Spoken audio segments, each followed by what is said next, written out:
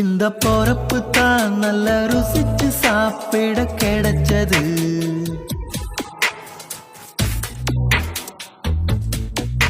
அத நினைச்சுத்தான் மன உலகம் முழுவதும் பறக்குது.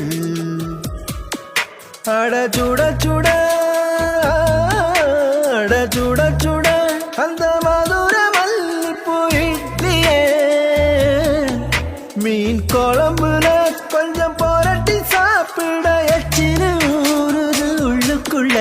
இந்த பொறப்பு தான் இந்த பொறப்பு தான் நல்ல ருசிச்சு சாப்பிட கிடைச்சது. இந்த பொறப்பு தான் நல்ல ருசிச்சு சாப்பிட கிடைச்சது.